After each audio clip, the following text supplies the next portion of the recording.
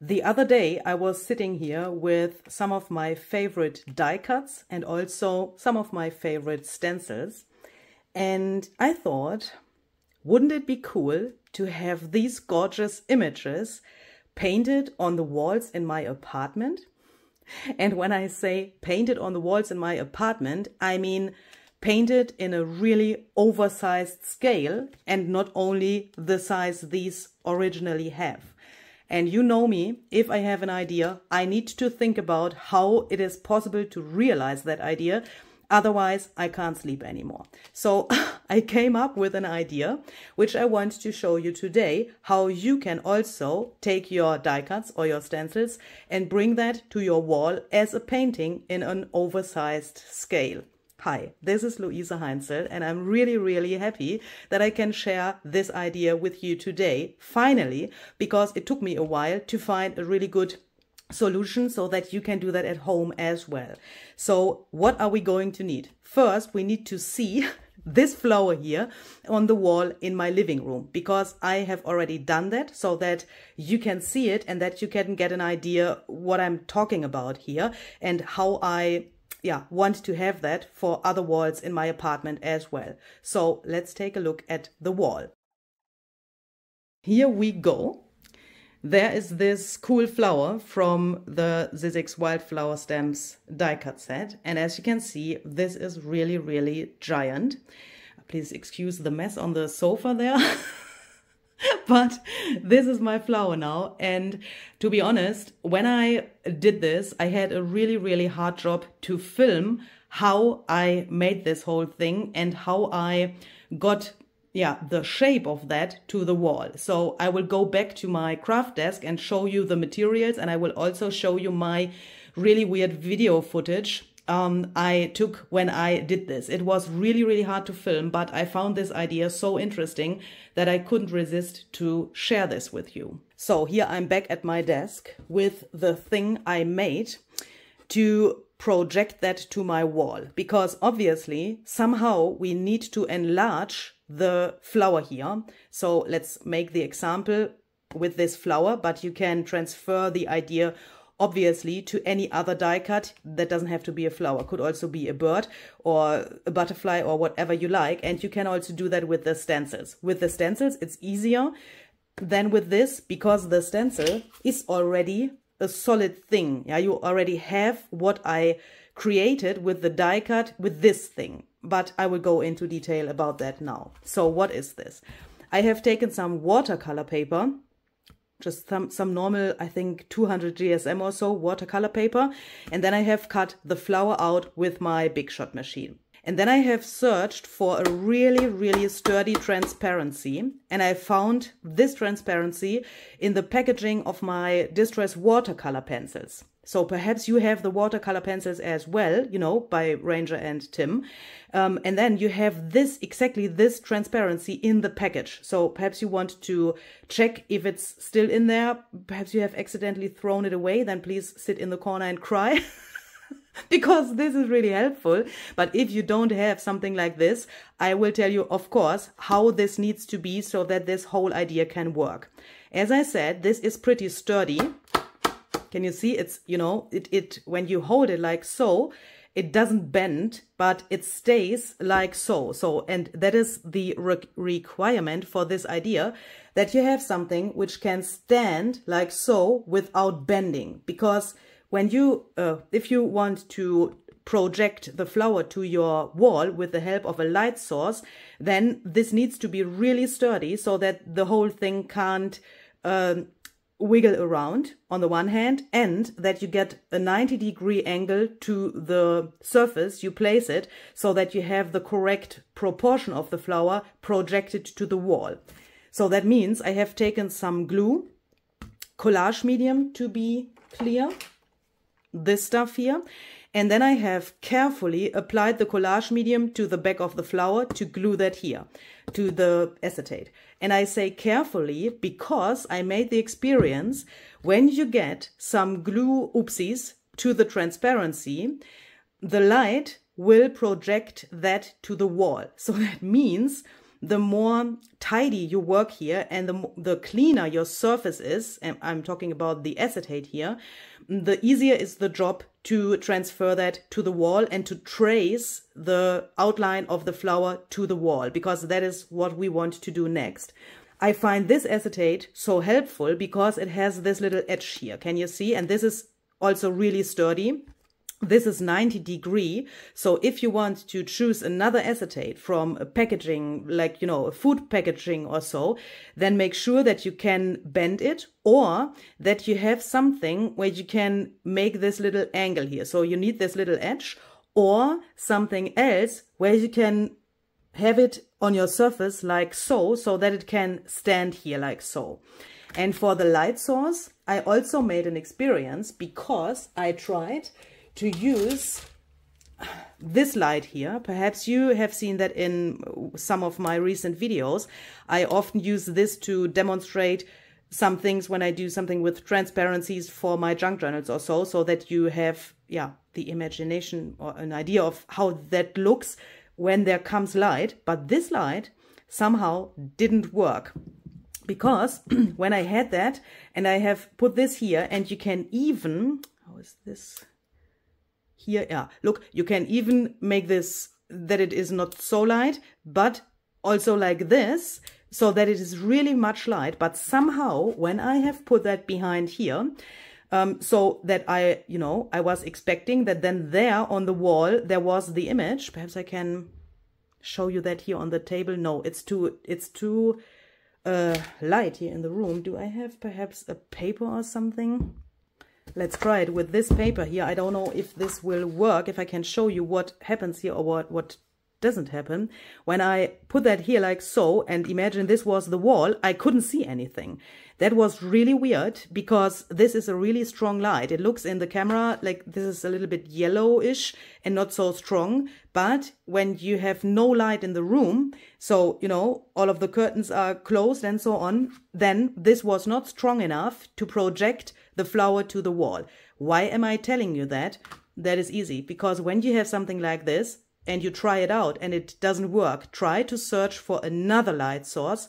And I also have a tip for the light source. Take your phone and take the light of your phone. That sounds completely weird, because this is obviously way smaller than this, and you would perhaps at first glance think the bigger the light source, the better the projection to the wall, but obviously that isn't the case. I don't know if I can, yeah, look, even here with my filming lights over my camera, you can see now, I can see the flower on the paper here. And with that, obviously, I can see the flower on the wall as well. And this somehow works way, way better than with the other light. I will quickly turn out these lights here, so that you, yeah, here, now you can see it better when my filming lights are switched off. So this is what we want to have. So that means we need a construction with the acetate, or if you want to use a stencil, which also works for this idea, then you need something where you can stand the stencil exactly like this, and then, you know, put the light source here, so that then the bigger scale of this thing is projected to your wall. I want to take this stencil here, and I want to use this for one of the walls in my kitchen. I think this pattern is really, really gorgeous. This is the number THS032. So we are going to try to take a really thick material, which can stand like so. This is just the back of a watercolor paper pad. I will make a little mark, then I can see through that here. So what I'm trying is, I want to cut out a window from this material, approximately like this. That, I guess, doesn't have to be perfect, but it needs to be smaller than the stencil is. Could you do this very accurately? Obviously, yes. Is it necessary? I think no. I'm hoping that it is not so important, because what I want to do now is I want to take this and now you can see this is still on the material, so it can't fall through this, through the hole, I mean. So that I now can take some tape. I'm just using this masking tape here to be able to glue this on here.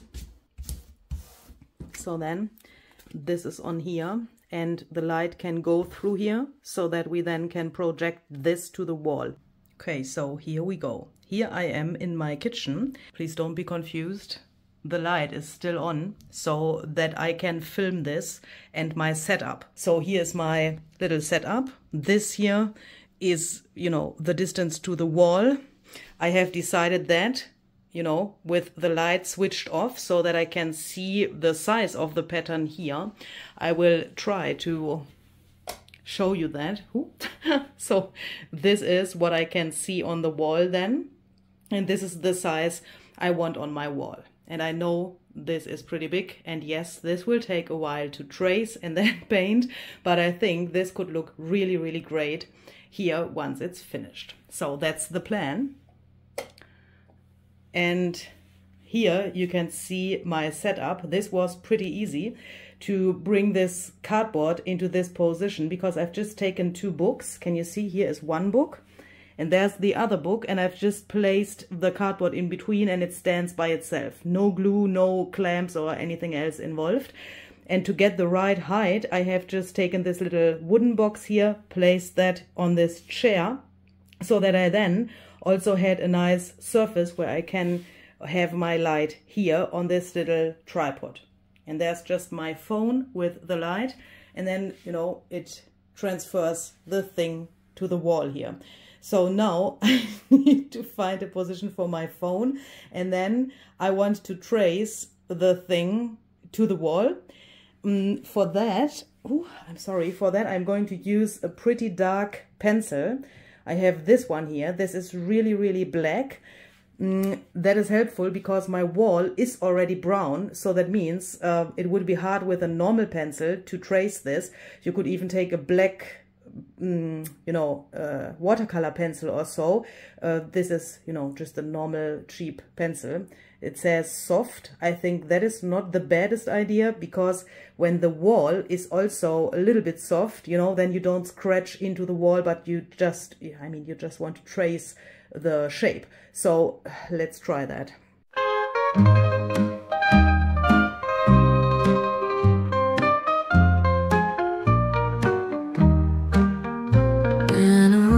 So warm, black flowers bloom in corners, they're torn, their scent consumes.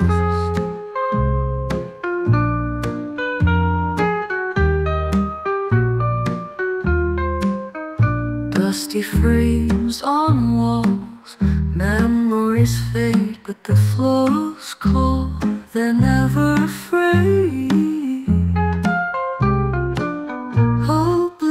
Florals here in the grungy light, in vintage cheer, they make it alright.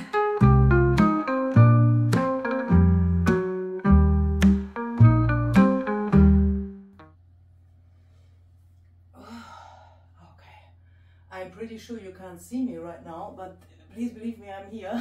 I can't see what I'm filming right now. I'm sitting here on the floor and I try to control if I really have traced every single detail of this, so that I can make sure that I don't have missed anything.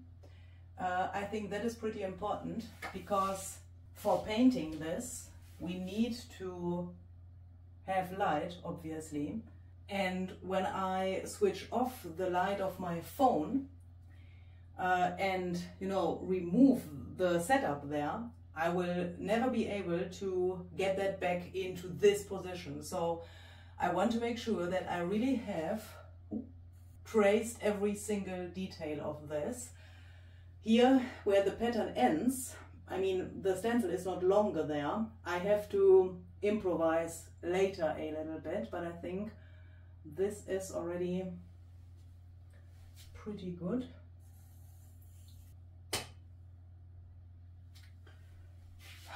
Yeah. It looks pretty good. So then we obviously need a paintbrush and some paint.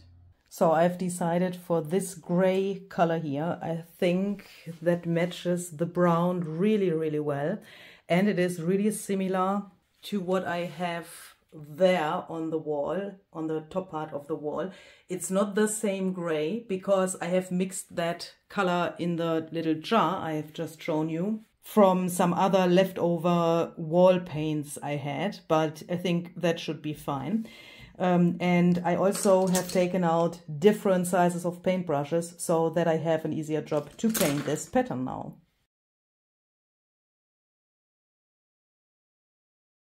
It looks a little bit like it was white, even if it isn't white. Shall I take the brown, or what shall I do? I think I will try that out, because what I want to avoid is that the color of the pattern looks like it was white, like the door frame here, but it isn't. It is not the same color. I think in the camera it looks even more terrible than in reality. But I have a second mixture of paint here, which is more brown, and I will try if I like that better. This paint reacts absolutely terrible on the wall. I don't know what that is or why that is. And that is even more terrible than the other one. Do you know what? I'm just thinking about black. Would that be too crazy if I would use black? Hopefully I won't regret this later. This is just some black acrylic paint.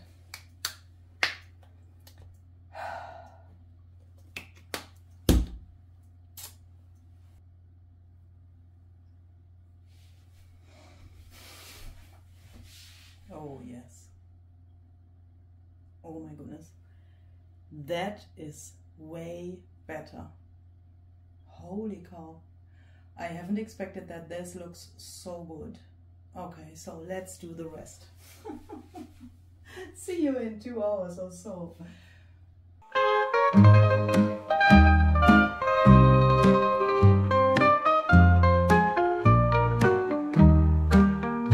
In a room so warm, black flowers bloom in corners, they're torn, their scent consumed.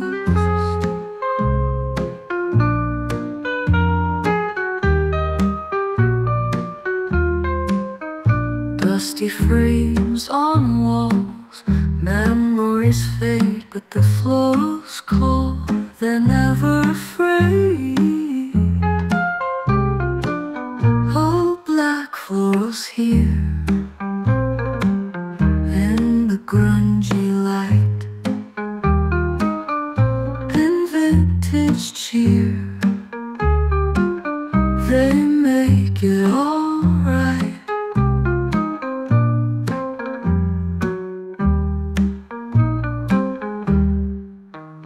Echoes of the past and a pattern so deep. The black hues, they last, no secrets they keep.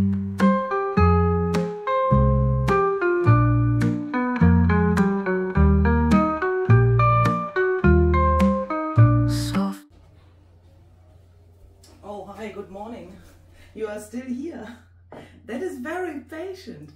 It's already the next day, and I just finished this little part here on the top. You can see I have extended the pattern here a little bit. I have done that freehand and also here because I thought it looks perhaps a little bit too rectangular-ish to me. I'm trying to go a little bit more back so that you can see everything. I'm really happy with how this turned out. But I also realized during my process of painting this that some of these lines are pretty thick, or they turned out pretty thick. That is probably because when you project this pattern to the wall, the pattern is a little bit blurry because of this projection technique. Yeah, I mean, this is done by hand. It's not done by a machine.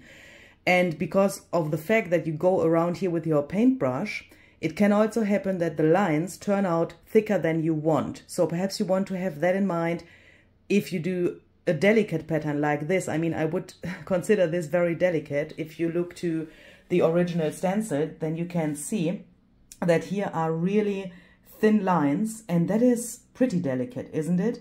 And perhaps you want to start thinner on the wall, and then, you know, you can always go thicker with your lines with the painting, but getting these thinner now would mean that I would have to take the brown paint from the wall, or not from the wall, but the brown paint I've used to paint the wall when I painted the wall brown, do you know what I mean?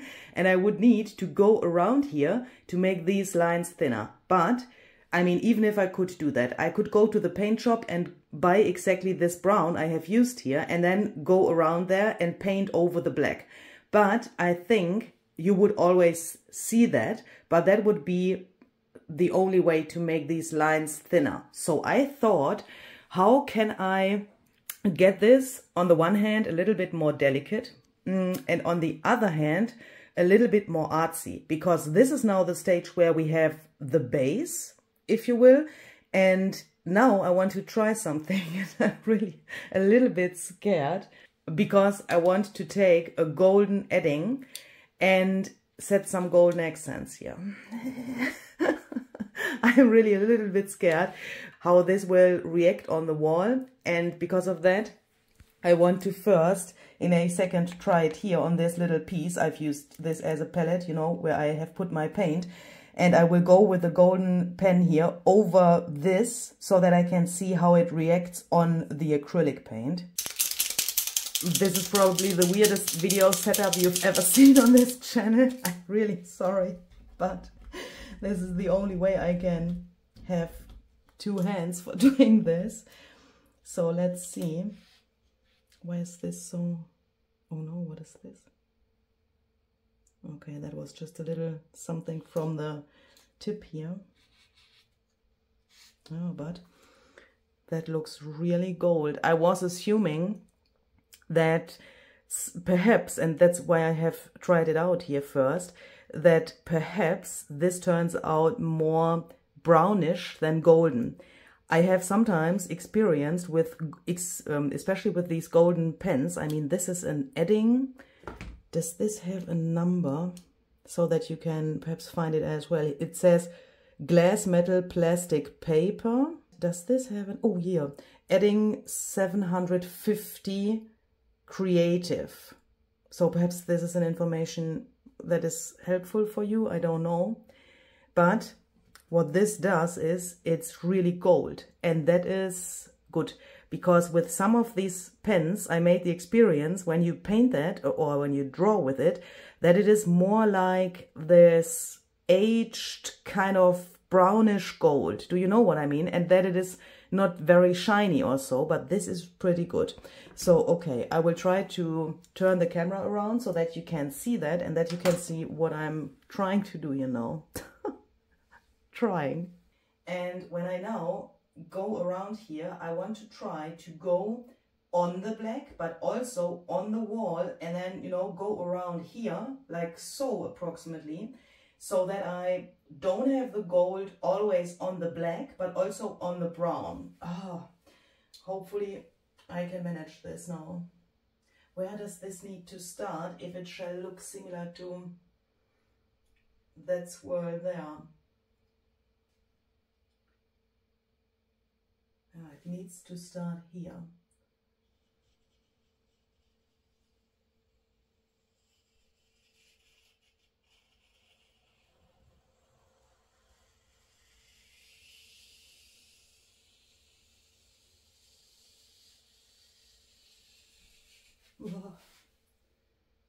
And I think it's also a good idea to do that in one go, so that it turns out more smooth. Oh my goodness, I love that. That looks really good, but it's still a little bit too thin. I mean, we are talking about thin lines. Can you even see that? Oh my goodness, I think you can't see that.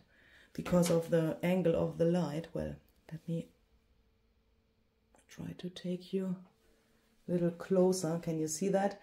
Now it's there, but it's a little bit too thin still. I mean, we are talking about thin lines, which we want to have here now, but I wanted to make that a little bigger, thicker, and also a little more irregular, because the pattern of the stencil is also not regular. Yeah, it's, you know, for example, here it's thicker, then it turns thinner here, and I want to have that in this golden line as well. So that is what I want to do now, and of course not only there in this one spot, but also for the rest of this pattern.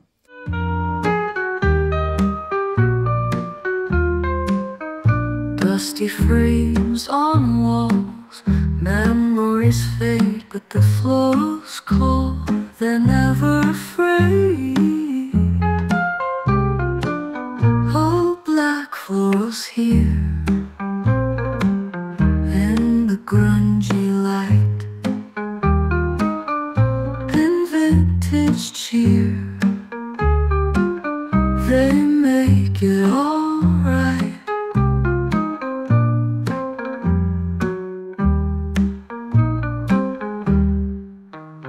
Echoes of the past and the patterns so deep, the black hues they last, no secrets they keep. What do we think about this? I think this is much better than it was before. I'm really hoping that you can really see the gold. It's a little bit depending on the angle of the light, how much you can see it, but that is exactly what I like about it. That is really interesting, that this changes with the angle of the light. I mean, the look of this. But what do we now think about some gold splatters? I'm really scared. I'm really scared, but I want to use my beloved tarnished brass distress paint. The splatter brush I use for splattering on my paper projects as well. Well, let's try it perhaps in one spot. Let's see.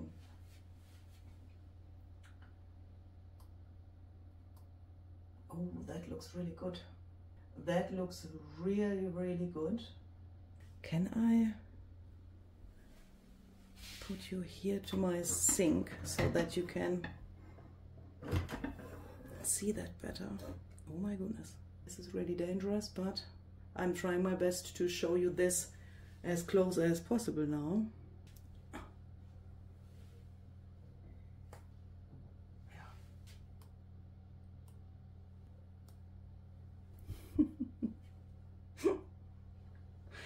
What the heck am I doing here?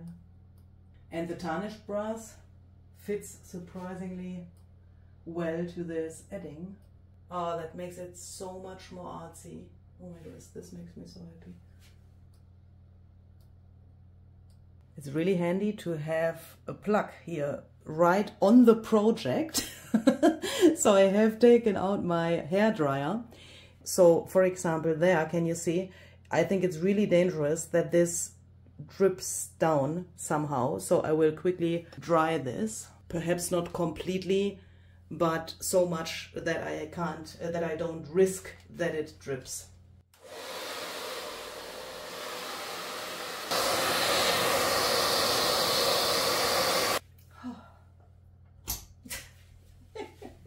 What am I doing here?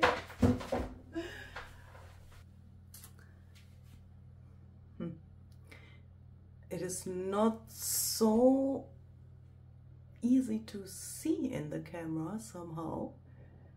There where the gold meets the brown, that is really hard to see. In the camera it nearly looks like the gold was only on the black parts, but obviously it isn't. But that's really hard to film. I am hoping that you can somehow see that. Oh, here we go. I think now it's easier to see. And I'm really happy how this turned out. I mean, I think the trick is, I mean, the trick for getting satisfied is to think, what would you do if the wall was a journal page or a tag or some other project on your desk? And what would you do there? And splatters is probably something I would have done also on a page in my journal or so, after I had stenciled this. And, you know, if I then would have thought it's not delicate enough or so, or I'm missing details or whatever, then I would have probably done exactly what I did here with the golden lines and also with the splatters. And now, oh, I think now I will make another coffee, and then I will sit down here and stare at this for the rest of the day. Oh, I have to edit the video as well so that you can watch that. So I will probably do that while I'm drinking my coffee. So I need to take my laptop here to the kitchen so that I can edit the video here and at the same time look at this. So I'm really hoping that you enjoyed this idea, and perhaps you want to try something like this at home on 1 or 2 or 3 of your own walls.